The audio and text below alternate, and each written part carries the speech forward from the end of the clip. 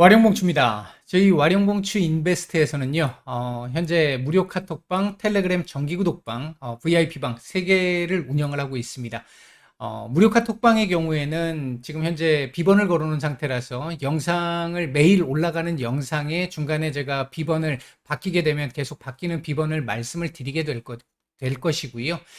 텔레그램방 정기구독방 같은 경우는 뭐 개인적으로 어느 정도 혼자 매매가 가능하신 분들을 대상으로 이제 말씀을 드리고 있는데, 이렇게 이제 말씀드렸던 일주일에 두세 종목 정도씩 이제 종목을 말씀을 드리고 그 종목들에 대해서 이제 매매를 진행을 할 수 있게끔 하는데, 5% 이상 올라가는 구간에서는 자율 매도로 제가 전환을 해드리는데, 기본적으로 보이는 자리까지는 다 제가 말씀은 드립니다. 그래서 혼자 매매가 가능하신 분들, 대응이 가능하신 분들 같은 경우는 수익을 더 키울 수도 있는 그런 정도의 흐름으로 만들어 가실 수 있을 거고요. VIP방 같은 경우는 이제 이 전반적인 부분을 다 이렇게 관리를 저희가 해드리면서 수익 같은 경우도 이렇게 이제 기본적으로 수익들이 이렇게 난 부분들이고, 이 부분들은 아마 여러분들 여기에서 찾아보시면 저희 회원분들이 직접 수익을 내시고 나서 올려주신 내용들도 다 있으니까, 여기에 있으니까 확인해 보시면 될 것 같습니다. 여기에 있습니다. 수익 같은 경우는 이렇게 중장기 종목들 같은 경우는 조금 크게 이렇게 나오는 종목들 같은 경우도 있고요. 이렇게 이제 수익을 조금 더 크게 낼 수 있는 종목들도 있고, 그렇지 않은 종목들이라 하더라도 뭐 1, 20%, 2, 30%, 40%대 뭐 이렇게 올라가는 종목들이 나올 거고요. 어느 정도 아마 혼자 매매가 좀 어려우신 분들이거나 이런 분들은 도움을 좀 많이 받으실 수 있을 거라고 생각합니다. 관심 있으신 분들 문의 바라겠습니다. 9월 5일 월요일 오전입니다. 미국 시장 얘기 잠깐 간단하게 좀 드리고 우리 시장 말씀을 좀 드려보도록 하죠. 얘기를 들어보시고 도움이 되셨다고 생각되시는 분들은 구독, 좋아요 한 번씩 눌러주시면 감사하겠습니다. 자, 먼저 미국 얘기부터 좀 해보도록 하죠. 일단 미국 시장 같은 경우 지난주 금요일 날 고용보고서가 상당히 중요했던 고용보고서가 발표가 됐는데요. 일전에 어제도 말씀을 드렸듯이 고용보고서 전반적으로 증시에는 우호적인 흐름으로 발표가 됐습니다. 비농업 일자리 수는 전월에 비해서는 크게 감소를 했지만 컨센에 비해서는 양호하게 나오면서 둔화되고는 있지만 그래도 어느 정도 견조함은 유지하는 이런 정도의 모습이었고요. 연준이 지금 의도하고 있는 부분 중에 하나가 실업률을 조금 더 높여야 된다라고 하는 부분, 수요를 억제시켜서 물가 상승률을 좀 잡아야 되겠다라고 하는 측면인데, 수요를 억제시키기 위해서는 소비자들을 주머니에서 나오는 돈의 이 액수가 줄어들어야 된다는 얘기잖아요, 결국은. 근데 그 부분이 너무 많이 줄어들게 돼서 소비 지출이 둔화되게 되면 경기 침체로 가기 때문에, 그렇게까지는 아니더라도 일정 정도 이제 좀 냉정하게 얘기하면 좀 고용 상태가 아주 열악한 좀 어려운 위치에 계시는 분들 같은 경우가 우선적으로 일자리를 잃으면서 실업률이 올라가야 된다라는 걸 의미합니다. 뭐 냉정하게 얘기하면 그렇게밖에 말씀을 못 드리겠는데, 어쨌든 실업률이 일단 역대 최저 수준 부근에서 3.5 부근에서 3.7까지 일단 조금 올라왔어요. 일전에도 제가 몇 차례 말씀을 드렸습니다만, 연준이 원하는 실업률 쪽으로 이제 어느 정도 좀 된 것 같아, 경기 쪽으로 조금 눈을 좀 돌려봐야 되겠어라고 생각할 수 있는 정도의 실업률은 기본적으로 4%는 넘어가야 된다라고 보고 있고요. 4% 정도면 그냥 일반적인 정도의 형태라고 보시면 될 것 같고, 팬데믹 이전 정도의 수준이라고 보시면 될 것 같고요. 4%에서 조금 더 올라간다고 보면 한 4.3, 4.4 정도까지 올라가게 되면 위험 신호가 이제 감지되기 시작을 할 겁니다. 이제 그 부분에서 이 연준의 스탠스 변화 가능성도 실업률로만 놓고 보면 일단 그런 부분들도 있다. 요렇게 말씀을 드리겠고요. 그다음에 이제 시간당 이 임금 상승률, 이 부분도 사실 굉장히 중요한 부분이죠. 지금 미국 같은 경우는 구인이 안 되다 보니까 임금이 올라가고 있는 상태였잖아요. 근데 이제 어제 그저께 발표된 수치에 따르면 경제 활동에 참여하는 사람들의 수는 늘어났고, 그로 인해서 임금 상승률도 조금 둔화되는 모습, 임금 상승률이 좀 둔화된다라고 하는 그 부분이 일단은 물가 상승을 억제시킬 수 있는 기대감, 물론 크지는 않기 때문에 아직 그에 대한 영향이 아주 크다라고 볼 수는 없겠습니다만 가능성 정도를 보였다. 그렇기 때문에 금요일 날 발표됐던 고용보고서는 제가 개인적으로 뭐 언론에서도 다른 분들도 그런 말씀들을 많이 하셨지만 뭐 골디락스라는 이 표현을 쓰셨지만 제가 봤을 때도 딱 뜨뜻미지근한 정도의 증시에는 우호적인 정도의 흐름을 보여주었다라고 볼 수 있을 것 같습니다.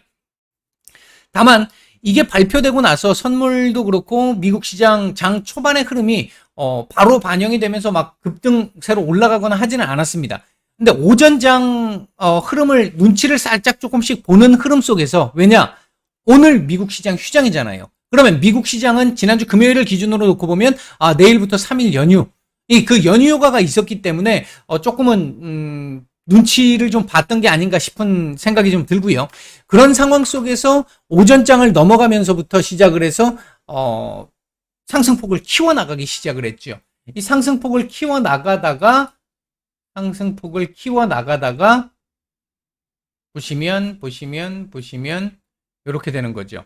상승폭을 쭉 키워나가다가 이 오전장 후반 무렵부터 시작을 해가지고 꺾이기 시작을 했고 본격적으로는 오후장 들어오면서부터 본격적으로 꺾이기 시작을 했습니다. 꺾이기 시작을 했는데 이 흐름이 이렇게까지 꺾이게 나오게 됐던 가장 큰 이유 중에 하나는 아무래도 러시아의 유럽 가스 공급 중단, 독일, 프랑스 쪽으로의 가스 공급 중단이 메인 역할이었던 것 같고요. 그로 인해서 지수는 급락세로 마감을 했습니다. 그래서 계속해서 뭐 6일 연속 하락을 하는 나스닥 같은 경우 어제 사실 그러니까 목요일 날 그나마 좀 진정시킬 수 있는 캔들이 나오면서 오전까지 그래 역시 차트대로 맞춰서 갈 수 있는 상황이 되는 것 같아. 이제 어느 정도 바닥이 나온 것 같아 라는 생각을 좀 할 수 있었는데 결국은 러시아의 장난질로 손모가지를 해야 되는데 장난질로 결국은 이 급락세로 마감을 하게 됐습니다. 일단 전체적으로 놓고 보면 아직까지 Bad news is good news의 시장 장세 흐름은 계속 지속이 되고 있는 것으로 보여진다. 일단 이렇게 판단할 수 있겠고 이건 굉장히 중요한 얘기입니다. 앞으로 나올 지표들 마찬가지라는 거죠. 인플레는 일단 꺾여야 되는 거고 그 외에 지표들 같은 경우 Bad news is good news 구간이 아직까지는 계속 지속되고 있다. 이렇게 보시면 될 것 같고 오늘 밤 이제 오펙 플러스 회의가 있기 때문에 여기서 유가가 어떻게 이제 생산량이 어떻게 나오느냐도 우리가 주목을 해봐야 될 부분이 있는데요. 일단은 사우디 쪽에서는 감산 얘기를 했습니다만 러시아 쪽에서 의외로 러시아 쪽에서 감산에 반대를 하면서 일단은 현재로서는 지금 현재 상황을 유지하는 정도의 흐름 정도가 기대되는 그런 정도의 흐름이다. 일단 이렇게 말씀을 드릴 수 있을 것 같습니다. 오늘 미국 시장은 일단 휴장이니까 일단 넘어가게 될 거고요. 아마 오늘 아시아 시장 상황, 유럽 시장 상황까지 봐야 내일 상황을 또 얘기할 수 있는 그런 모습이 될 것 같습니다. 지금은 하루하루를 미리 예상하기가 참 쉽지 않은 장세죠. 자, 우리 시장 얘기를 좀 해보도록 하죠. 우리 시장 일단 저는 하락 출발을 예상을 했었는데 코스닥은 약보합권 출발을 했고요. 코스피는 강보합 출발을 했습니다. 출발 이후에 어느 정도 지수 횡보하는 박스권 흐름, 눈치 보기 장세, 거래량 극도로 줄이는 모습이고요. 눈치 보기 장세가 계속 지속이 됐었고 코스닥 같은 경우는 한 차례 눌림이 좀 강하게 나왔는데 요 구간에서 눌림이 나왔던 것 중에 하나는 중국 쪽에서 또 이게 문제가 발생을 했던 게 지난주 청도시 봉쇄에 이어서 오늘 선전시도 봉쇄를 한다라는 얘기가 나오면서 한 차례 하락이 좀 나왔는데 최근 하락세가 워낙 좀 많이 진행이 되다 보니까 아마 그 부분에 대한 영향이 좀 일정 정도 제한적인 흐름을 보인 것이 아닌가 생각이 들고요. 오늘 우리 시장 같은 경우 사실 지금 대내외적으로 굉장히 복잡합니다. 상황이. 미국 상황 지금 인플레이션 문제 때문에 그리고 경기 둔화 우려 문제 때문에 미국 자체만 놓고 봐도 굉장히 힘든 상황인데 유럽이 지금 너무도 힘든 상황이니까 너무도 힘든 상황이니까 유럽의 영향을 지금 안 받을 수가 없는 상황. 이런 가운데 이번 주 ECB 통화정책회의가 있는데 여기서 일단 0.5냐 0.75냐가 결정이 날 것 같은데 0.75를 올리게 되면 환율 쪽으로는 일정 정도 우호적일 수는 있을지 모르겠습니다만 단기적으로 우호적일 수 있을지 모르겠습니다만 경기 침체 우려를 더욱더 가속화시킬 수 있는 그런 문제가 발생할 수 있기 때문에 어떤 결정이 나올지 좀 지켜봐야 되는 부분이 하나 있을 것 같고요. 호주, 캐나다도 이번 주 지금 금리 인상이 예정이 돼 있는 상태고요. 이에 따라서 유럽 지역 같은 경우, 그러니까 유럽의 약세로 인해서 유로화 약세, 이 유로화 약세가 결국 달러 강세를 만들었고, 이 달러 강세가 여타, 우리나라 포함한 여타 환율을 끌어올리는 이런 역할을 지금 계속하고 있는 상태입니다. 오늘도 지금 강보권에서 계속 움직이고 있는 상황인데, 일단은 환율이 조금은 뭐 정부에서 지금 대안 대책들을 마련한다라고는 합니다만, 조금 환율이 좀 안정을 좀 찾아야 되는 상황인데, 개인적으로는 뭐 이창용 총재께서 지금 상황에서 꼭 필요한 상황은 아니다, 영향이 제한적일 것이다라고 말씀을 하셨지만 제 개인적인 생각으로는 한미 통화 스와프가 조금 필요하지 않을까 일단 생각이 좀 들고요. 그다음에 이제 미중 갈등 여전히 계속 지속되고 있는 부분이 있고요. 여기에 오늘부터 시작해서 이번 주 시장 내도록 영향을 끼치게 될 부분 중에 하나가 다음 주 CPI 발표를 앞두고 눈치 보기가 나올 수 있습니다. 고용보고서 상황에서 러시아 사태만 없었다면 미국 시장 어느 정도 반등하고 끝났을 거고, 그렇게 된다라고 한다면 이번 주 CPI를 미리 선반영할 수도 있는 상황이었겠지만 러시아 사태로 미국 시장이 일단 밀리고 마감을 했기 때문에 우리 시장, 아시아 시장 전체적으로 일단 눈치를 보면서 출발할 수밖에 없는 상황이고, 우리 시장 같은 경우 이번 주 소위 말하는 이 내만여의 날, 옵션 만기일, 동시 만기일이 있고요. 그리고 금요일부터 시작해서는 바로 또 연휴로 들어가기 때문에 그에 대한 또 눈치 보기, 연휴에 어느 정도 이 돈을 빼셔야 되는 분들 같은 경우는 내일까지는 빼야 되는 상황이잖아요. 일반적인 경우로 본다라고 한다면 이제 그 상황 때문에 눈치 보기가 어느 정도 좀 지속이 되고 있다. 지금 지수 반등이 좀 나오고는 있습니다만 거래 대금은 극도로 적습니다. 지금 상당히 적은 상태고요. 일단은 아직은 이게 지금 이렇게 반등이 지금 나오고 있다라고 해서 시장 뭐 안정을 찾았습니다, 이렇게 말씀드리기는 아직은 조금 많이 좀 이른 감이 좀 있겠다. 왜? 거래 대금 자체가 너무 적습니다. 거래량이 너무 적어요. 눈치를 보고 있다는 거죠. 관망하고 있다는 거죠. 지금 현재 전반적으로 놓고 봤었을 때. 일단 뭐 그런 흐름을 볼 수 있겠고요. 현재 수급적인 측면을 보게 되면 외국인들 코스피 매수 전환했는데 의미 있는 수준은 아니고요. 코스닥 계속해서 매도 우위를 보이고 있습니다만 큰 의미 역시 아직까지는 없습니다. 그 다음에 선물 같은 경우는 아침에 시작은 매도 우위로 출발을 했습니다만 장중 매도 우위로 왔다 갔다 하다가 지금 현재는 매수 우위로 전환된 상태고 조금씩 매수 폭을 늘려가고 있습니다. 그나마 좀 다행스러운 부분이고요. 그래서 지금 선물이 어느 정도 지금 받쳐주고 있는 상황이고요. 시장 전체적인 수급 괜찮습니다. 좋습니다. 지금 현재. 이게 이제 아직은 백어데이션이라서 그게 조금 좀 불안한 부분은 좀 있기는 합니다. 아직까지는. 그리고 기관들의 오늘 매수가 그나마 조금 들어와주고 있는 게 좀 반갑습니다. 코스피 쪽에서 기관이 지금 들어오면서 이 지수를 지금 오늘은 받쳐주고 있는 그런 모습이 지금 나타나고 있다. 이렇게 말씀을 드릴 수 있겠고요.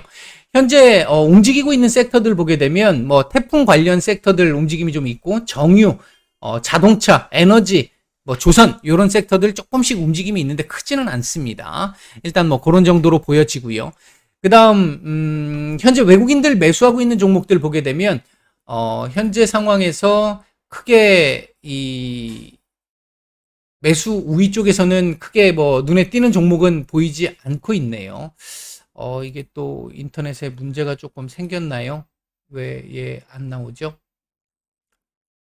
이 부분은 제가 조금 이따가나 오후장에서 제가 따로 말씀을 드릴게요. 지금 HTS가 뭔가 조금 불안정한 것 같습니다. 죄송합니다.